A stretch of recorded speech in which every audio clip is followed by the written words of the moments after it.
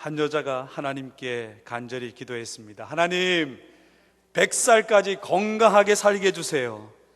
여자가 너무나 간절히 기도했던 터라 하나님이 그 소원을 들어주셨다고 합니다.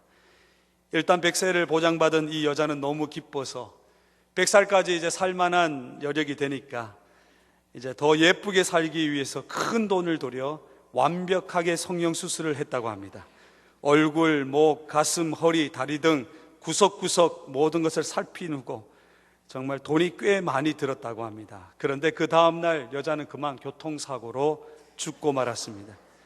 죽어서 하나님을 만난 여자는 하나님께 이렇게 따졌습니다. 하나님, 100살까지 건강하게 살게 해준다면서요, 왜 약속해놓고 지키지 않으세요? 도대체 이게 뭡니까? 정말 너무합니다.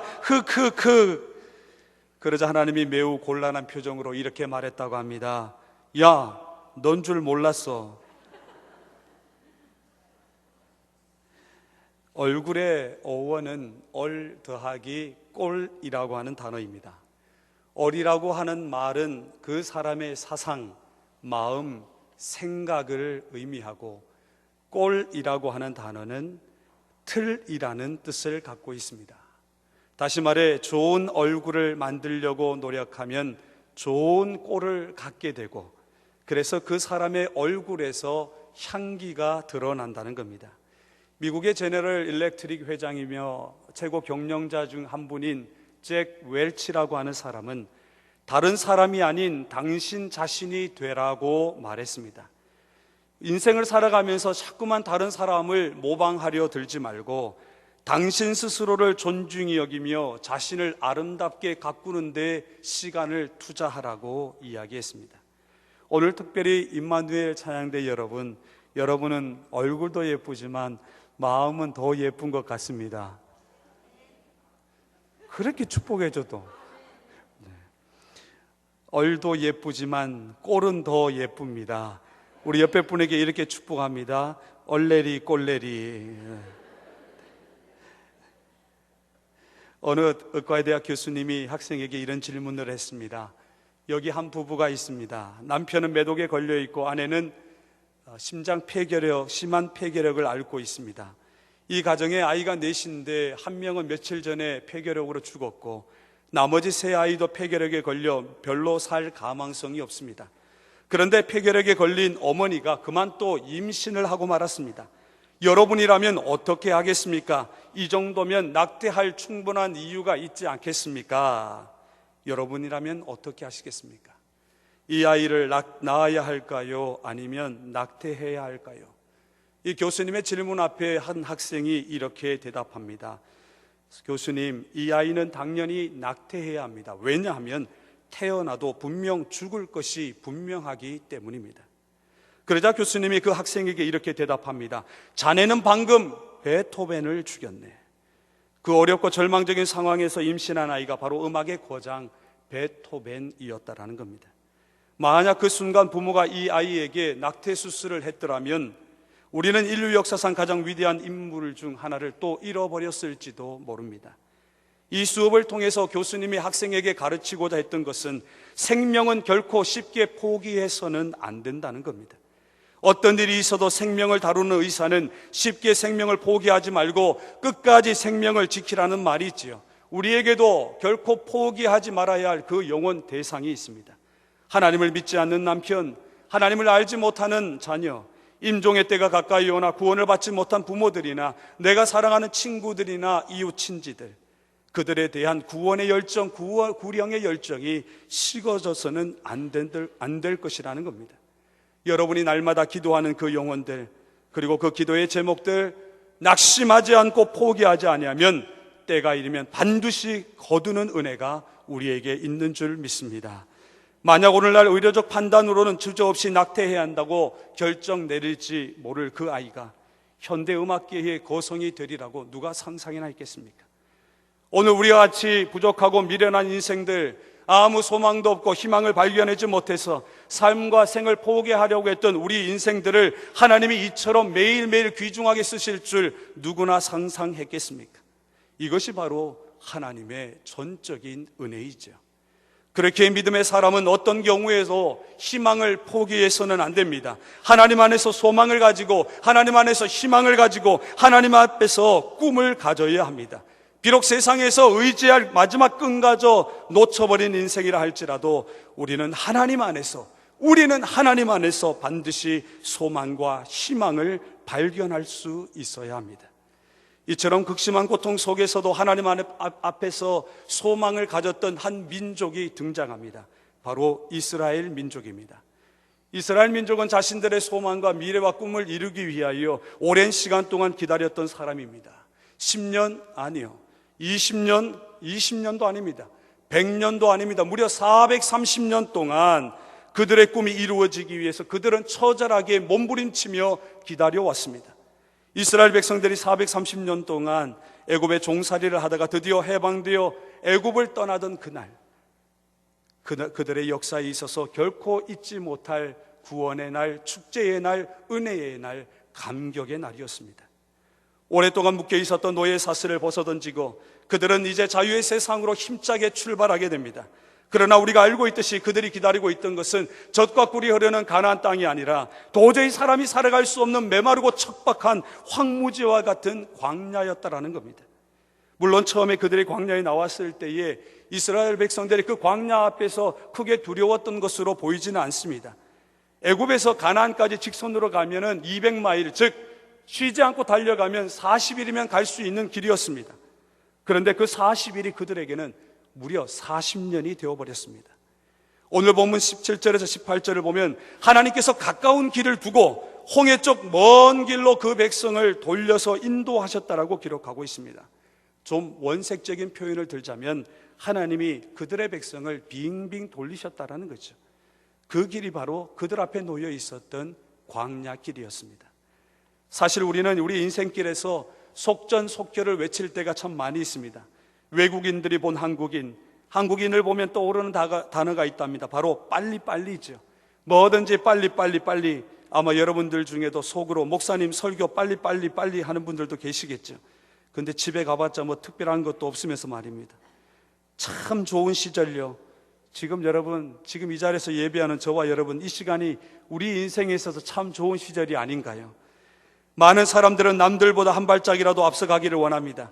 어떻게 하면 남들 고생 다 안 하고 나는 좀 더 편한 삶을 살아갈 수 있을까라며 집착하며 살아가죠. 그런데 남들보다 편한 길을 찾다가 오히려 남들보다 몇 배 더 고생하지 않습니까? 남들보다 더 빠른 길을 선택했다고 생각했는데 오히려 더 멀리 빙빙 돌아가는 경우도 허다합니다. 그렇다면 하나님께서는 왜 우리로 하여금 그토록 힘에 겨운 이 인생의 광야길을 걸어가게 하시는 걸까? 도무지 해답이 보이지 아니하고 도무지 앞이 보이지 않는 그 광야길을 걷게 하시는 하나님의 뜻은 무엇인가? 하나님의 뜻, 데오 볼렌테. 오늘 뜻하지 않게 찾아온 여러분의 시험과 고난 앞에서 본문을 통해 하나님의 뜻을 발견해 나가는 저와 여러분 될 수 있기를 간절히 소망합니다. 우리 옆에 분에게 이렇게 축복합니다. 말씀을 통해 하나님의 뜻을 발견합시다. 첫 번째 한번 같이 읽을까요? 자막에 뜰 겁니다. 우리 첫 번째 한번 같이 읽겠습니다. 시작. 광야길은 우리를 위해 친히 예비하신 하나님의 사랑의 길입니다. 두 번만 더 하겠습니다. 시작.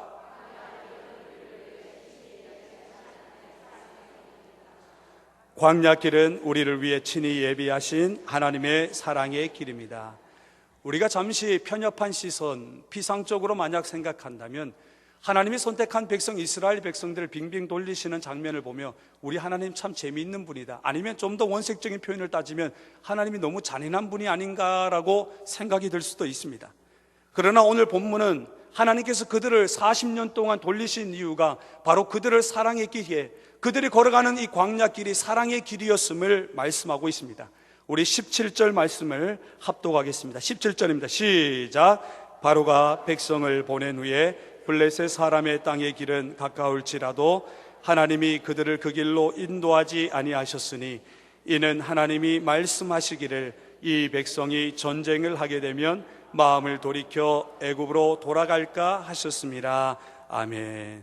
여기에 보면 하나님이 이스라엘 백성들을 북동쪽으로 인도하셨더라면 거의 직선으로 가장 쉽고 가까운 길을 갈 수 있었음에도 불구하고 하나님은 그들을 북동쪽이 아니라 오히려 남쪽으로 돌리면서 빙빙 돌아가게 하시는 이유가 17절에 기록되어 있습니다.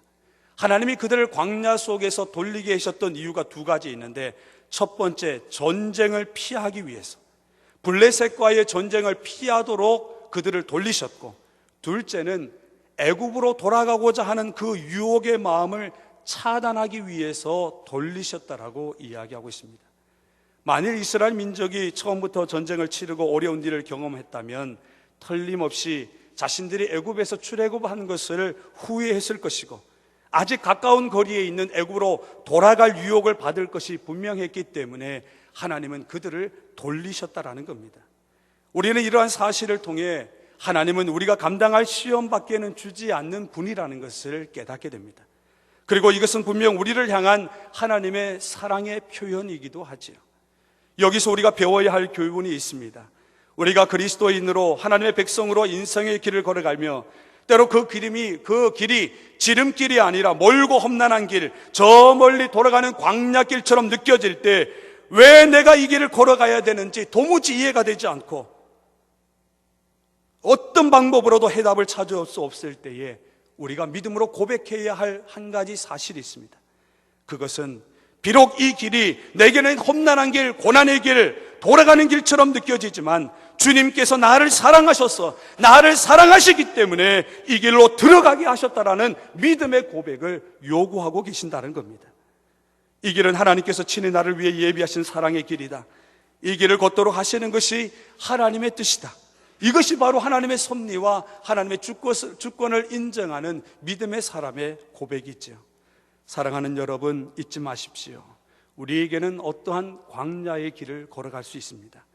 어떠한 광야의 외롭고 힘든 길도 그 길은 하나님께서 나를 위해 예비해 주셨고 또 나를 준비해 주신 사랑의 기름을 기억하면서 믿음으로 순종함으로 뒤처지면 안 됩니다.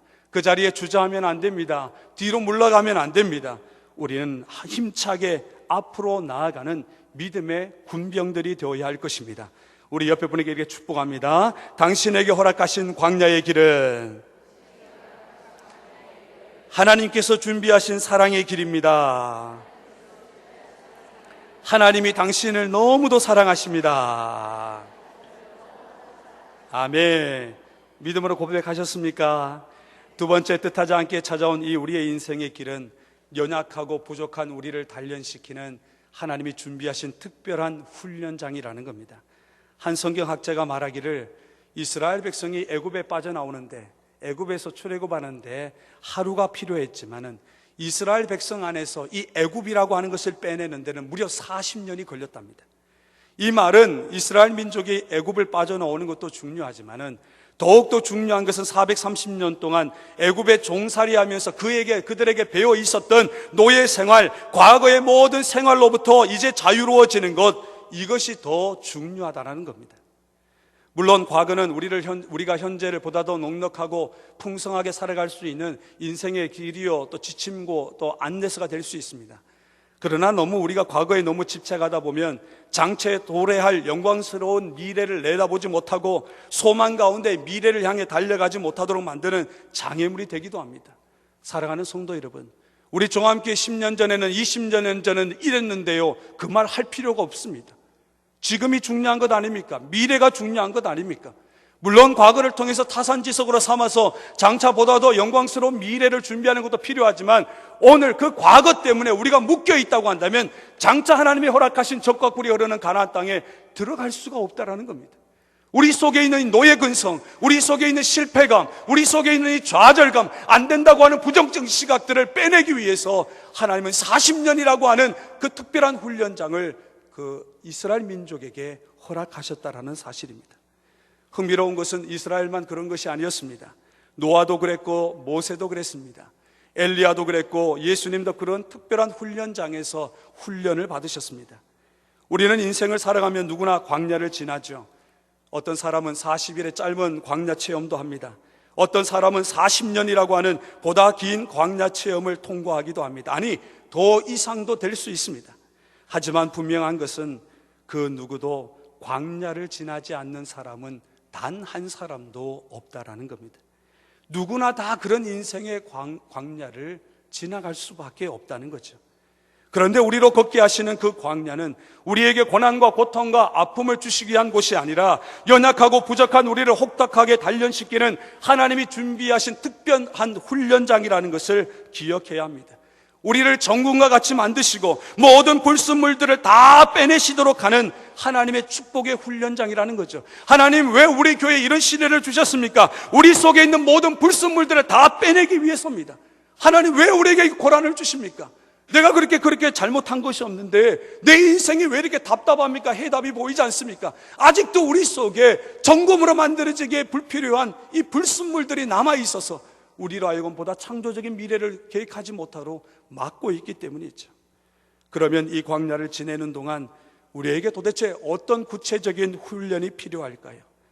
광야를 지날 때에 우리가 이곳이 내 인생의 광야라고 생각이 될 때에 무엇보다도 우리는 그곳에서 예배의 훈련을 받고 예배하는 사람이 되어야 됩니다. 이게 무슨 말이냐면 여러분, 예배가 무엇입니까? 예배라고 하는 것은 하나님과의 만남입니다.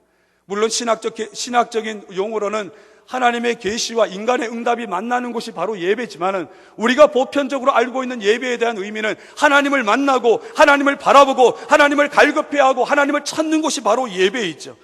우리는 언제 어디서나 하나님을 예배할 수 있지만 정말 광야라고 하는 것은 우리가 하나님께 예배하기에 가장 최선의 장소인 것 같습니다. 왜냐하면 우리가 인생에서 광야에서 예배를 드린다는 것은 내가 가진 차포를 다 띄고 거추장스러운 모든 것을 다 벗어던지고 이제 완전히 벌거벗은 알몸으로 가장 순수한 몸으로 가장 진실한 몸으로 하나님을 만나겠다, 하나님만 바라보겠다는 믿음의 고백이 바로 광야에서 드려지는 예배이기 때문입니다. 우리가 하나님을 가장 진실하게 만날 수 있을 때가 언제인가요? 많은 목사님들이 그런 얘기하죠. 갑자기 새벽기도 안 나오는 성도님이 새벽기도 나오면 아이고 저 가정에 무슨 일이 생겼구나. 문제가 터지면 기도하죠. 제가 무슨 얘기 하나 해드릴게요. 오늘 교회에 밥이 금방 다 떨어진 거 아시죠? 좀 늦게 갔더니 그냥 밥이 없어서 한 10분을 기다렸습니다. 압력밥솥에 밥을 하더라고요. 그래서 이미 반찬을 다 담았습니다. 반찬을 다 담고 또 제가 노년부 설교를 해야 되니까 그 밥솥 앞에다가 제 밥그릇을 갖다 놨어요. 이건 목사님 거니까 목사님부터 드려야 된다. 그런데 이제 압력밥이 다 돼서 뚜껑을 열었답니다. 열었는데 밥이 많지를 않았나 봐요. 그랬더니 성도님들이 너도 나도 없이 그냥 앞에 있는 목사 밥그릇은 챙겨주고 자기들 밥그릇에 밥을 막 퍼담기 시작한 겁니다. 그때 저는 이런 음성을 들었습니다. 필요할 때만 목사 찾고 밥 먹을 때는 목사를 팽개치는 이런 가슴 아픈 현실이. 제가 그럴 때 든 생각이 뭔지 아세요? 지난주 이찬수 목사님, 분당 우리교회 이찬수 목사님 그런 예화를 드셨습니다. 오늘 아침에 샤워를 하면서 제가 말씀을 드렸는데 우리 성도들이 문제를 갖고 있음에도 불구하고 그 문제를 응답받지 못하는 이유가 도대체 무엇일까? 그것은 목욕탕 가보면 안답니다. 왜냐하면 목욕탕에 가면 이런 글이 적혀져 있습니다. 맡기시지 않으면 책임지지 않습니다. 우리 인생의 문제를 하나님께 맡기지 않으면 하나님이 책임지지 않는다라는 겁니다. 우리가 예배가 드리는 목적이 무엇입니까? 내 인생의 모든 거추장스러운 불순물들을 다 벗어던지고 이제 내가 가장 순수한 마음으로 진실한 마음으로 하나님만 바라보고 하나님만 찾겠습니다. 특별 훈련장, 나를 위해 예비하신 특별 훈련장이 바로 광야길이라는 겁니다. 사랑하는 성도 여러분, 우리가 하나님을 눈물로 간절히 부르짖을 때가 언제일까요? 우리가 가진 모든 것을 다 잃어버릴 때입니다. 내가 소중히 여긴 것들, 내가 평생 사모하고 추구해서 그것을 위해 내 모든 시간과 정성과 노력과 때로는 목숨까지 바쳤던 그 모든 것들을 한순간에 잊어버릴 때, 잃어버릴 때에 그때가 바로 하나님을 온전히 바라보고 하나님을 만날 수 있는 시간이라는 겁니다. 그러므로 우리에게 찾아온 이 고난의 길을 절망이라고 생각하지 마십시오. 오히려 하나님이 우리에게 준비하신 특별한 훈련장으로 받으며 그것을 감사히 여기라는 겁니다. 우스 땅에 사는 한 인물이 있습니다. 그 사람을 가리켜서 온전하고 정직하여 하나님을 경외하며 악에서 떠난 사람이라고 말을 합니다. 자녀도 많았습니다. 가진 재산과 가축도 많았습니다. 그가 얼마나 하나님을 경외했느냐 하면 자식들이 잔치를 베풀고 나면, 사실 이런 잔치 자리가 베풀게 되면 말도 이렇게 실수할 수도 있고 행동도 실수할 수 있지 않습니까? 그런데 욥이라고 하는 사람은 자식의 자식들이 그 제사를 통해, 잔치를 통해 흥에 겨워서 혹시나 실수할까 봐 잔치가 끝나면 그 자녀의 수대로 하나님께 번제로 드릴 정도로 하나님을 경외하는 사람이었다라고 성경은 기록하고 있습니다. 그런데 어느 날 그에게 고난이 찾아옵니다. 말할 수 없는 고난입니다. 이해할 수 없는 고난입니다. 어떻게 이런 일이 찾아왔느냐며 끔찍한 고난입니다. 어느 날 그의 종이 찾아와 이렇게 말을 합니다. 스바 사람들이 와서는 주인님의 모든 가축을 다 빼앗았습니다. 그런데 이 말이 끝나기도 전에 또 다른 종이 찾아와 말을 합니다. 하나님의 불이 떨어져서 주인님의 양과 종들을 다 불살라버렸습니다. 이 말이 끝나기도 전에 또 다른 종이 찾아와 말합니다. 갈대아 사람이 주인님의 낙타를 모두 다 빼앗아 버렸습니다. 또 말하고 있는데 다른 한 종이 찾아와 이렇게 말합니다. 주인님의 아들들이 맏아들의 집에서 음식을 먹고 포도주를 마시고 있는데 거친 들에서 큰 바람이 불어와 그들을 덮쳤습니다. 그래서 모든 사람들이 다 죽었습니다. 여러분 어떻습니까? 만약 여러분이 이 상황에 처했다면 어떻게 반응하시겠습니까? 이건 그야말로 죽으라는 것이죠. 자기가 갖고 있던 모든 재산뿐만 아니라 무엇보다도 사랑하는 가족들, 특히 자녀들을 한꺼번에 다 죽음에 처하게 됩니다. 정말이지 어떻게 이런 일이 발생할 수 있을까? 하나님 앞에 범죄한 인간이라고 한다면 심은 대로 거두는 법칙에 따라 원인이 있으면 결과가 있는 것처럼 그들이 하나님 앞에 범죄했다고 하면 마땅히 이런 일도 기쁨으로 감사함으로 받아들일 수 있겠지만은 성경에 기록하고 있듯이 그가 온전하고 정직하고 하나님을 경외했는데 어떻게 이런 일이 그에게 발생할 수 있단 말입니까? 그런데 더 기가 막힌 일은 이를 당한 욥의 반응입니다. 우리 욥기 1장 20절입니다. 욥기 1장 20절 자막을 보시면 됩니다. 욥기 1장 20절 함께 읽겠습니다. 시작.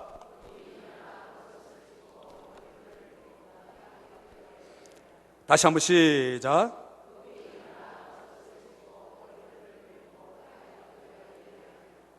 자, 쉽게 말씀드립니다. 여러분이 갯돈을 타서 1,000만 원을 탔습니다. 그런데 그만 남편이 나도 모르게 그 갯돈을 빼서 써버렸습니다. 우리 여성들은 어떻게 하시겠어요? 잘했다 어떻게 하시겠어요? 네 죽고 내 죽고. 뜻하지 않게 한순간에 내가 가지고 있는 모든 것을 잃어버리고 사랑하는 사람마저 내 곁을 떠나버릴 때에 우리는 그야말로 극심한 고통 속에서 어떻게 해야 할지를 모릅니다. 욥기 1장 20절에 있는 것처럼 물론 욥의 첫 반응을 보십시오. 욥이 일어나 겉옷을 찢고, 겉옷을 찢는다는 것은 자기의 심장을, 마음을 찢는 겁니다. 머리털을 밀었다고 하는 것은 나에게 이런 극심한 고통이 왔음을 적극적으로 표현한 행동이 있죠. 그리고 나서는 더 극심해야 되는데 욥의 반응은 땅에 엎드려 예배했다라고 말씀하고 있습니다. 이런 끔찍한 고통, 도저히 이해할 수 없는 일을 겪으며 그가 한 행동이 무엇일까요? 땅에 엎드려 하나님을 예배했다. 하나님을 예배했다고 하는 뜻은 자신에게 내려진 까닭 모를 재앙이 견디기 힘든 것은 사실이지만 거기에도 하나님의 뜻과 섭리가 있는 줄을 알고 욥은 하나님을 존중히 여기겠다고는 신앙 고백적 자세인 것입니다. 때로 원치 않은 고난이 와도 거기에는 하나님의 뜻과 섭리가 있는 줄 알고 그럼에도 불구하고 나는 하나님을 존중하겠습니다. 하나님의 뜻대로 하여 주옵소서. 이것이 바로 하나님을 경외하는 사람의 믿음의 자세라는 것이죠. 세상에서 가장 큰 축복과 은혜가 무엇일까요? 욥은 자기가 갖고 있는 모든 것을 다 잃어버렸지만은 그는 하나님을 얻는 축복을 누리게 되었습니다. 우리가 평생 추구해야 할 가장 큰 은혜가 무엇일까요? 인생의 광야길 속에서도 오로지 하나님의 뜻과 섭리를 인정하며 그분을 존중히 여기며 그분이 하시고자 하는 뜻대로 순종하며 하나님을 예배하고 하나님을 만나는 적극적인 하나님을 경외하는 모습이 오늘 저와 여러분에게 있어야 한다는 겁니다.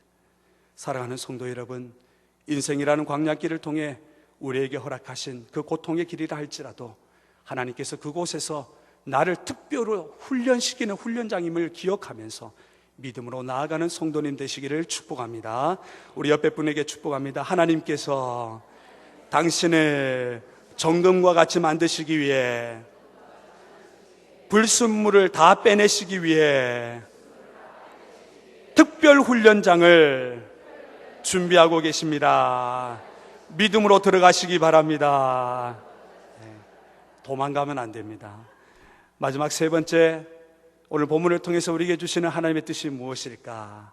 광야길은 성령께서 인도하시는 영적인 승리의 길이라는 겁니다. 우리는 인생을 살면서 어떤 고난을 경험할 때 우리가 왜 이런 고난을 겪어야 하는지, 왜 내게 이런 고난이 찾아왔는지 이해하지 못할 때가 너무 많습니다. 그러나 그럴 때라도 우리가 그리스도인이라면 확신할 수 있는 한 가지 사실이 있습니다. 우리가 비록 이 고난의 이유를 다 이해할 수는 없지만 이 고난 속에서도 하나님은 결코 우리를 홀로 버려두지 아니하시고 친히 우리의 길을 선하게 인도하실 것이라는 확신입니다. 어느 날 아내와 함께 남동생이 거주하는 강원도 춘천으로 가게 되었습니다. 동생의 아이, 그러니까 저에게는 조카죠. 그 아이가 100일이라 축하해 주기 위해서 말입니다. 재수 씨가 가르쳐준 주소를 내비게이션에 입력했습니다. 그리고 운전을 합니다. 목적지에 거의 다 도착했다고 안내방송이 나왔는데 그곳은 목적지가 아닌 사람이 살지도 않고 다니지도 않는 깊은 산속이었습니다. 그래서 속으로 재수 씨가 우리를 미워하나 생각했는데 우리 부부는 그저 웃었습니다. 믿었던 놈에게 배신을 당한 거죠. 그래서 다시 전화를 걸었고 물어물어 결국 집에 도착했습니다. 초행길이라 참 많이 힘들기도 했습니다. 요즘 내비게이션이라는 물건이 나와 우리에게 참 많이 도움을 주고 있죠. 참 고마운 존재입니다. 완벽하다 말할 수는 없지만 거의 95% 이상 우리가 원하는 곳으로 인도해 줍니다. 그러나 운전자가 원하는 목적지가 아니라 뜻하지 않는 장소로 인도할 때 참 곤란을 겪기도 합니다. 더욱이 아무도 없는 인적이 드문 깊은 곳이라면 더더욱 그렇습니다. 이런 표현이 적절한지는 모르겠습니다. 하나님은 내 인생의 내비게이션이다. 한번 따라할까요? 하나님은 내 인생의 내비게이션이다. 우리 옆에 분에게 하나님은 당신 인생의 내비게이션입니다. 이 말 속에는 몇 가지 의미가 담겨 있음을 깨닫게 되었습니다. 하나님이 정말 내 인생의 내비게이션이라고 하면 무슨 뜻이 담겨져 있을까? 첫째, 하나님은 내가 가야 할 그 목적지가 어디인지 이미 다 알고 계신다. 둘째, 하나님은 그 목적지에 도착할 수 있는 가장 빠른 길을 우리에게 가르쳐 주신다. 셋째, 하나님은 그 목적지까지 우리를 친히 그리고 자세히 인도해 주신다. 넷째, 하나님은 그 목적지까지 가는 동안 주위에 무엇이 있는지 모두 다 알고 계시기에 그래서 우리로 하여금 피할 길도 주시고 때로는 쉬기도 하신다. 다섯째, 비록 내가 하나님의 인도하심에 순종하지 않아 다른 길로 간다 할지라도 하나님은 또다시 나에게 목적지까지 갈 수 있는 바른 길을 가르쳐 주신다. 이스라엘 백성에게도 이와 같은 내비게이션이 있었습니다. 바로 오늘 우리가 읽었던 것처럼 구름 기둥과 불 기둥입니다. 하나님께서는 구름 기둥과 불 기둥으로 하여금 때로는 천천히, 때로는 급하게, 때로는 멈추게도 하셨습니다. 그야말로 그들은 이 구름 기둥과 불 기둥에 의해 움직일 수 있었죠. 이러한 구름 기둥과 불 기둥은 신학적으로 세 가지 의미를 가지고 있습니다. 첫째, 하나님의 임재를 의미합니다. 하나님이 이스라엘과 함께 하시되 주야를 가리지 않고 함께 하시는 하나님의 임재를 의미합니다. 둘째는 하나님의 인도를 의미합니다. 이스라엘은 구름 기둥과 불 기둥이 이동하면 장막을 거두고 행군했고 두 기둥이 머물면 그곳에 장막을 치고 머물렀기에 구름 기둥과 불 기둥은 하나님의 인도였습니다.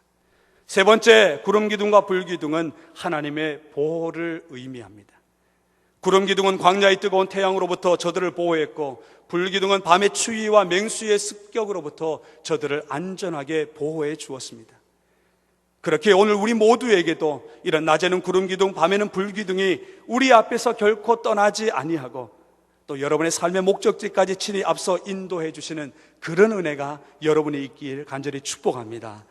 애굽 땅을 떠나던 이스라엘 백성은 왜 쉽고 빠른 지름길을 제쳐놓고 홍해로 향하는 이 돌아가는 먼 길을 가야 하는지 그들은 이해할 수 없었습니다. 아마 하나님이 설명하셨어도 이스라엘 백성이 그것을 납득하기는 어려웠을 겁니다. 우리 종암교회가 솔직히 터놓고 어려운 가운데 있지만은 지금은 이 어려움에 이 광야길이 왜 우리에게 주셨는지 하나님의 뜻을 발견할 수는 없지만은, 그러나 10년, 20년 지나고 나면 하나님께서 왜 우리에게 이런 광야의 길을 걷게 하셨는지 반드시 하나님을 통해서, 하나님의 뜻을 통해서 우리에게 보여줄 것입니다. 그러므로 여러분, 이 순간조차도 결코 원망하거나 불평하지 마십시오. 누구를 탓하지도 마십시오. 이 모든 것들도 하나님의 주권과 섭리 안에 있기 때문에 하나님을 존중히 여기는 마음으로 하나님 앞에 감사할 줄 아는 성도님 될 수 있기를 축복합니다.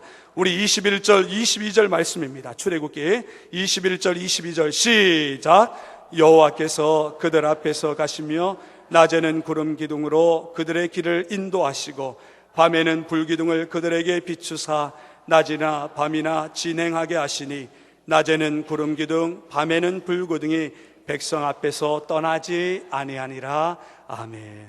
혹시 빨간 펜이나 검정 펜이 있다고 한다면 제가 불러드린 단어에 동그라미를 치십시오. 21절에서 22절 말씀의 첫 번째 인도하시고라고 하는 단어를 찾으십시오. 21절에 인도하시고라는 단어에 동그라미를 치십시오. 두 번째 단어는 비추사라고 하는 단어에 동그라미를 치십시오. 세 번째는 진행하게 하시니, 네 번째는 떠나지 아니하니라. 그러면 이 네 가지의 단말을 가지고 우리 함께 같이 읽어볼까요? 시작. 인도하시고 비추사 진행하게 하시니 떠나지 아니하니라. 아멘. 물론 이 구름기둥과 불기둥이 이스라엘 백성들이 원하는 방향으로 간 것은 아니었습니다. 이스라엘 백성 중에 지리에 밝은 이들도 있었겠지요. 원래 그들이 원하는 것은 쉽고 빠른 길이었기 때문에 북동쪽 40일만 달려가면 되는 그 길을 선택했을 터인데, 그러나 하나님은 그들은 40일 길이 아니라 40년이 되는 남쪽으로 움직여 가고 있습니다. 그러나 그들은 이것이 하나님의 인도하심이 분명하다고 생각했기에 싫어도 그 길을 따라갈 수밖에 없었습니다. 바로 이것을 우리는 기억해야 합니다. 하나님은 그의 모든 자녀들의 길을 선하게 인도하신다라는 겁니다. 그리고 그 길을 잃지 않도록 그 길을 밝게 비추어 준다라는 사실입니다. 그리고 여정이 끝날 때까지 처음부터 끝까지 안전하게 진행해 주신다라는 겁니다. 무엇보다도 세상 속에서 이리저리 방황하지 않도록, 다른 길로 헤매지 않도록 우리를 영원히 떠나지 아니하신다. 이것이 바로 오늘 우리에게 주시는 성령께서 이끄시는 어쩌보면 승리의 길, 그 길이 바로 광야길이라는 거죠. 제가 믿음으로 선포합니다. 하나님께서 여러분의 길을 인도해 주시기를 축복합니다. 여러분의 길을 밝게 비추어 주시기를 축복합니다. 여러분의 길을 안전하게 진행해 주시기를 축복합니다. 세상의 모든 사람은 떠나도 하나님은 여러분을 떠나지 않는 축복이 있기를 소망합니다. 우리가 주목해야 할 것은 이스라엘에게 구름기둥과 불기둥의 인도함이 있었지만 이스라엘 백성들은 단지 구름기둥과 불기둥에 의지했지 그들은 먼 앞의 여정은 볼 수 없었다라는 겁니다. 그냥 조금 앞만 보면서 차근차근 나아갔습니다. 그러나 그들이 구름기둥과 불기둥을 보고 한 걸음 한 걸음 힘들지만 그 순종의 발걸음을 내딛었을 때에 어느 날 그들은 하나님께서 자신에게 약속하셨던 젖과 꿀이 흐르는 가나안 땅에 도착할 수 있었다는 겁니다. 오늘 이것이 무엇을 요구합니까? 인생의 광야의 길에서 사람을 의지하는 것이 아니라 하나님의 말씀을 의지하고 하나님 앞에 순종하는 자들에게 하나님은 약속의 땅을 거두는 축복을 주신다라는 사실입니다. 사랑하는 성도 여러분, 순종하시기 바랍니다. 우리 옆에 분에게 순종합시다. 순종합시다. 제가 말씀을 묵상하면서 하나님께서 저에게 주셨던 하나의 중요한 진리가 있었습니다. 이스라엘 백성들을 40년 동안 걷게 하셨던 하나님의 목적이 무엇이었을까? 빠른 길이 있을 텐데 왜 40년을 돌리셨을까? 그것은 바로 우리의 인생의 길, 광야의 길을 빨리 벗어나는 것도 중요하지만 또한 속히 빨리 도착해서 정착하는 것도 중요하지만 그 40년이라는 기간 속에서 우리에게 성장과 성숙을 요구하고 계신다는 겁니다. 여러분 오늘 인생의 광야의 길을 걸어가십니까? 하나님이 여러분에게 이렇게 요구합니다. 조금 더 성장해라. 조금 더 성숙해져라. 아직도 성숙하고 아직 성숙하지 못하고 아직도 성장하지 못했기 때문에 우리는 아직도 그 고난의 길을 걸어가고 있는 것은 아닌지요? 사랑하는 성도 여러분, 우리는 누구나 광야의 마지막 종착적인 천국에 이르게 됩니다. 하나님 앞에 목적지에 도달했을 때에 빨리 가는 것이 중요하지 않습니다. 쉽게 가는 것이 중요하지 않습니다. 우리가 어떤 모습으로 성장하고 어떻게 성숙되어 주님 앞에 마지막에 설 것인가. 빨리 가는 게 중요하지 않아요. 쉬운 길이 중요하지 않습니다. 우리가 어떤 모습으로 하나님 앞에 설 것인가, 그것을 우리에게 요구하고 있는 겁니다. 광야에서의 40년, 생각보다 훨씬 더 길었던 광야길은 실상 이스라엘 백성 모두가 하나님의 백성다운 백성으로 성숙하기 위한 충분한 시간이었습니다. 우리에게 광야길이 아직 끝나지 않은 이유, 아직도 인생이라는 고통과 아픔의 광야길을 걷게 하시는 하나님의 이유가 무엇일까요? 아직도 우리가 미완성 불완전 제품, 아직도 성숙하지 못하고 성장하지 못했기 때문에 아직도 그 광야의 길을 걸어가고 있는 겁니다.